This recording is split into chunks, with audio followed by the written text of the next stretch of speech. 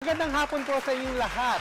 Mula sa inyong mga telebisyon hanggang sa inyong mga mobile phones, ito ang pinakabago ninyong makakasama tuwing Sabado ng hapon. Ako po si Tonico at ito ang Talk Express.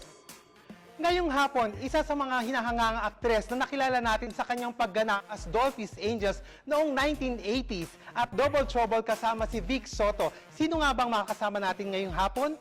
Panoorin natin ito. Nakakatuwa nga nung nag-eksena tayo, naging lalaki ka. Inupuan ko siya sa lap. Sabi ba naman, Tinaguri ang Dolphy's Angels ng kanyang henerasyon.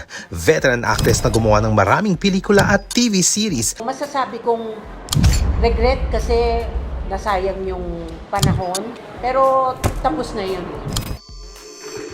Hello, Carmi, my love! Diyos ko, dumating din ang pagkakataon. Eto na yung hinihintay ko talaga na ma-interview ka ng one-on-one. At pinagpe-pray natin. Yes! Nako, Maraming answered prayer salamat. at I'm so happy to be here. Thank you so much. Kumusta naman ang isang Carmi Martin?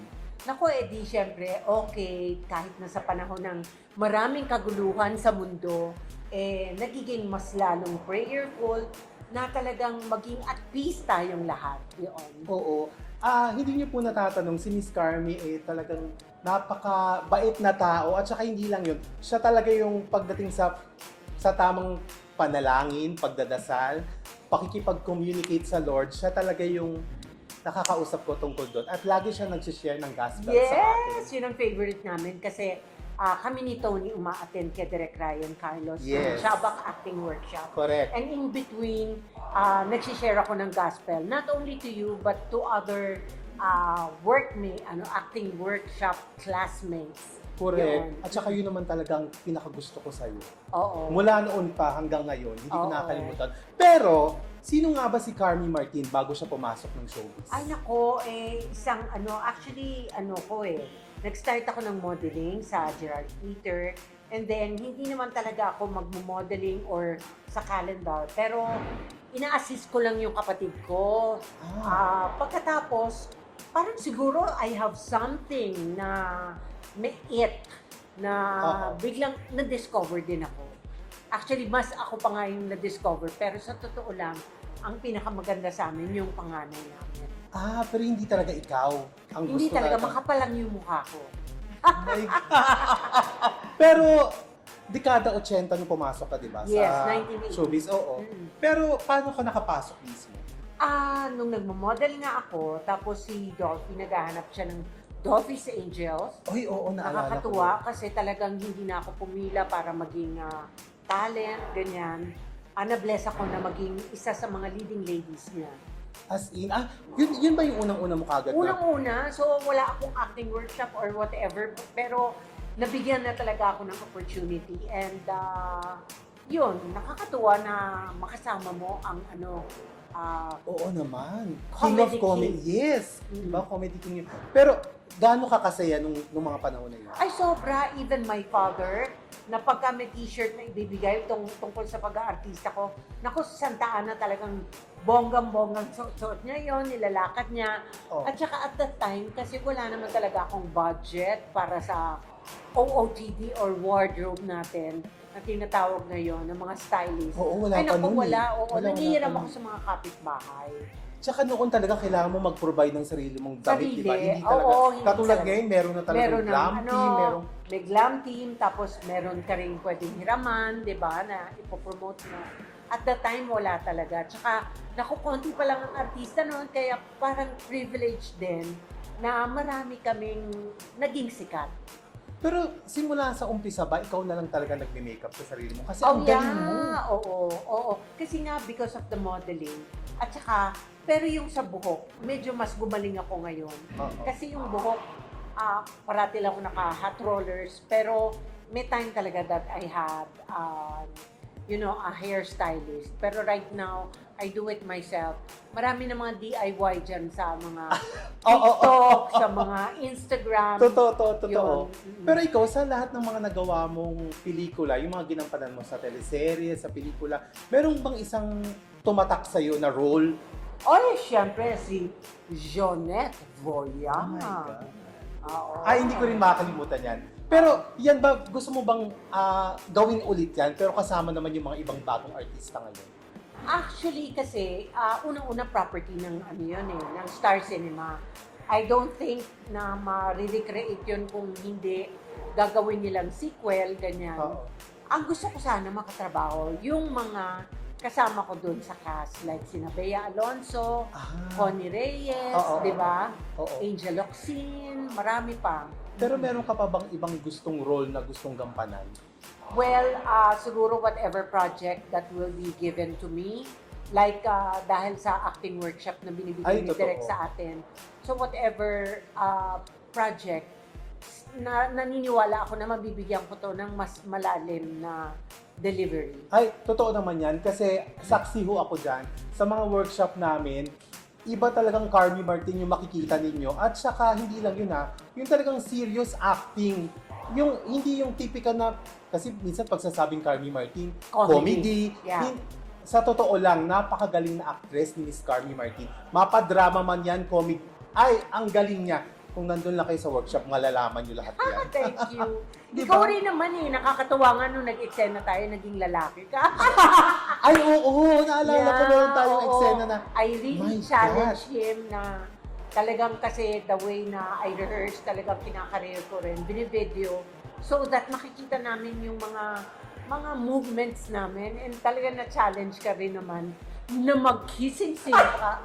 naalala ko yun, may kissing scene tayo. Diyos, parang ako pa yata yung umatras, pero ikaw ang ready. Oo, tapos nakakatuwa kasi dahil ang role ko po doon ay hostess.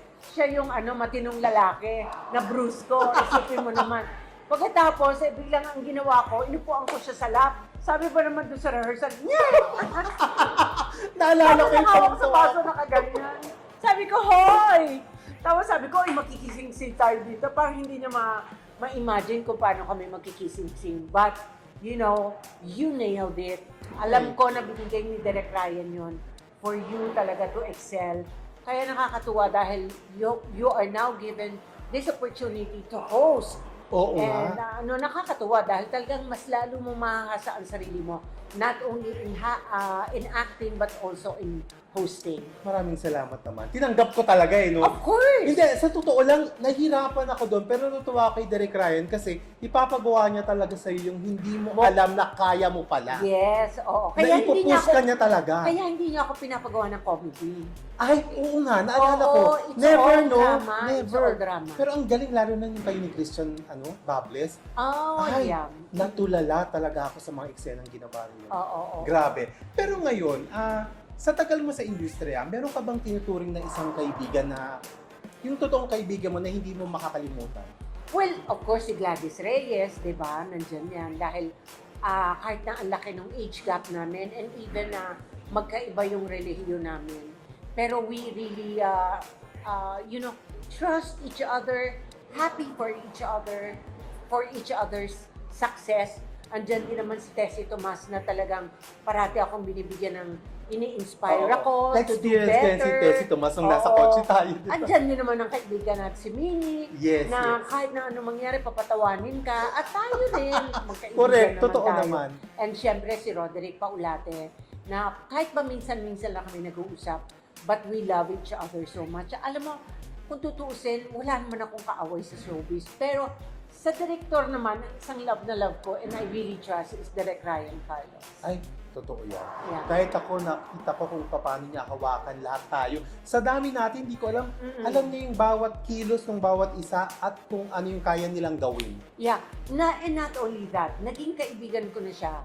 Even kung, for example, meron akong role na tatanggapin o hindi, siya ang minsan na tinatanungan ko.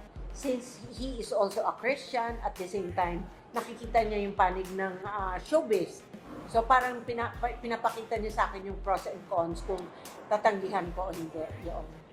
Ano pag tititigan kita, nagagandahan talaga ako sa Wow! Nasa starstruck pa rin ako kahit na lagi tayo nagkikita weekly. Nakakatawa to. Alam niyo si Tony, pag sasabihin niyan, naku, yan na si Carmi Martin, sandali mag-a-acting ako. Pwede ba, tumalikod ka na. Lumabas ka nga. Lumabas ka na siya, nako-conscious, pero ngayon hindi siya nako-conscious. So, I'm happy for you. Maraming salamat, Carmi. Siyempre, dumako na tayo sa ating isang tanong, isang sagot na ano to ni? Wow! Ano ang isang pangyayari sa buhay mo na hindi mo talaga makakalimutan? Siguro parang hindi yata ako prepared dyan. Marami akong hindi makakalimutan. Siguro yung na-overcome ko lahat yung mga wrong relationships ko. Alam mo. Yan. Oo, diba? Oo nga, no? Pero, Oo. yun, Na, maliban. na nandito ako ngayon at masaya ako bilang single. Ay. Pero dumating ba sa point ng buhay mo na, kasi ang tagal mo sa showbiz na magpaalam sa showbiz? Oo, mamaya yun nga ang ko, karga ko dun sa monologue ko eh. Kasi I really said, nagpaalam talaga ako sa career ko Oo. for a boyfriend na I stopped for 3 years. So, nagawa mo dati? Nagawa ko dati. Yeah. Hindi ko kaya yun. Hindi ko kaya Ayun. nagawa mo na umalis sa mundo ng showbiz. Oo. Kasi alam ko kung gaano mo kamahal yung craft mo Oo, eh. I Kasi hindi ka tried. nga tumitigil eh. Mm-mm. Na matuto pa, kahit na ang galing-galing mo, pero hindi ka tumitigil na matuto. Itong dapat kong gawin, kailangan matuto ako ganito. Ayun. Doon ako believe sa'yo. So yun. So yun yung No, I think I have this ability to really parang never stop learning. Kasi nung Tonight with Dick and Carmi, instead na mag-ghost singer, talagang nag-aral akong kumanta, nag-aral akong sumayaw. Pagkatapos, nag-aral ako ng interior designing, nag-graduate ako ng college, nag-aral ako ng theology. So parang sa akin, parang ngayon nag-aaral ako ng acting. Parang I find it so boring kung if I'm not, Pag wala kang ginagawa. wala akong ginagawa. Gusto ko yung parating may natututunan ako.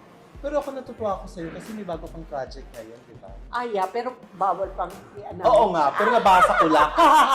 Yes! Nabasa ko lang. happy. Pero I'm so sobrang, happy. alam mo naman, tinext kita kagad. Happy ako sa'yo kasi Yes. chu. Oo. Pero yun nga, hindi ko pwedeng i-announce. Anyway, meron ka bang regret na sa buhay mo, biggest regret hanggang ngayon? Well, siguro yung mga relationships ko na mali pero parang sasabihin ko na rin na nadaanan ko yun, natuto ako, I allowed it, yung mga pangyayari na yun. So, masasabi kong regret kasi nasayang yung panahon. Regret siguro kasi hindi ako pumipili ng tama na lalaki for me. Pero tapos na yun. Parang kasunod din yung question ko sa'yo. Kung ikaw may babalikan sa nakaraan mo, ano yung gusto mong ayusin at saka itama? Yung siguro yung mga pagpili ko ng mga relationships. Pero hindi na nga eh. Parang right now, I'm so happy being single. Iba na lang kung gusto ni Lord na talagang i-open niya yung heart ko. Yun for nga ang tatanong ko someone. sa'yo. Oo. Ready ka pa ba pag may dumating na tamang tao para sa'yo o ayaw mo na? Tatanungin Sinarado ko mo na yung ba? abebes. Because I love my dog so much. No, I really don't know. I really don't. Pero alam mo, ako sa'yo rin naman ako humuhugot na, bakit ba iniisip ko na kailangan may partner ako? Kasi si Carmi nga, enjoy na enjoy sa buhay niya na mag-isa. Oo. Parang kukuha pa ba ako ng sakit sa ulo ko? Oh, actually, what I realized is that sometimes kaya tayo nalulungkot kasi yung pressure ng ng society na sasabihin, bakit wala kang partner? You're not complete. But actually, my relationship with the Lord completes me. Totoo. Grabe yun. Ako talaga hindi ko alam. Pero ikaw ba, ano ba yung magiging mensahe mo dun sa mga nagtitiwala at saka naniniwala sa'yo bilang artista? Ay nako, nagpapasalamat ako. Nakakatuwa nga yung mga Gen Z or yung mga kabataan. Parating pagka magpapapicture sa akin, ang sasabihin, gusto ko yung parang naka-Jeanette Voyage. Tumatak talaga yun Oo, talaga. tumatak hindi na talaga. nakakalimutan. I promise na talagang huhusayan ko pa. Kahit na kunyari, minsan na typecast ako sa ex-beauty queen, I'm sure that yun ay parang maraming pupuntahan yan. At marami pa rin magtatrust. Yun lang ang pinagpe-pray ko na sana maraming kumuha pa rin sa akin dahil marami pa rin naman naaaliw. Actually, ako yun din ang pinagpipray ko sa'yo. Oh, Na thank you magkaroon so ka much. ng yung magandang role na yung hindi mo pa nagagawa. Yung, Yes. kasi alam ko kaya mo eh. Yeah. Nakikita ko na kaya mo kasi yung mga pinagdaanan natin sa workshop, Carmi Martin, believe talaga ako Ay, sa'yo. nako, thank you, Carmi. Hindi lang yung comedy na lagi nakatatak sa'yo, ex-beauty queen. Ay, mga kaibigan, baliw wala ho talaga lahat yun. Ay, nako. Pag Thank nakilala you. nyo talaga si Carmi Martin in person. Itong segment na to ay tinatawag natin, tanong mo, sagutin mo, Carmi. Ready ka na ba? Kukumpletuhin mo lang naman ang tanong sa pamamagitan ng iyong sagot. Simulan na natin. Wow. Si Carmi ay mahilig sa Nako, sa dogs! Mahilig akong gumawa ng...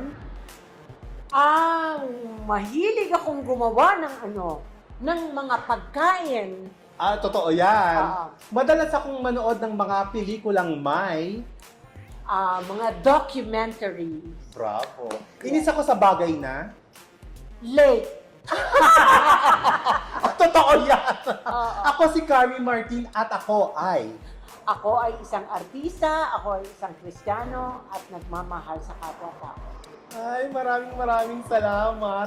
Dito na tayo nagtatapos. Maraming salamat. Maraming salamat. Carrie, my love, thank you so Yeah. much. Sa mga nanonood sa kanilang mga telebisyon at mga mobile phones, magkita-kita po tayo sa susunod na Sabado sa isa na namang Express na kwentuhan, unang-unang balitaan at espekulasyong dito lamang harapin at sasagutin. Handa ka na bang pumasa sa mga paspasang tanong ng bayan? Ako po si Tony ko at ito ang Talk Express. Magandang hapon po. Siyempre, meron kami pa flowers. Wow! At katerno pa ng mga suot natin. Yes! Pink. oo. Pink talaga. Maraming salamat po. Thank you so much. Good luck sa show mo na Talk Express! I love you. I love you!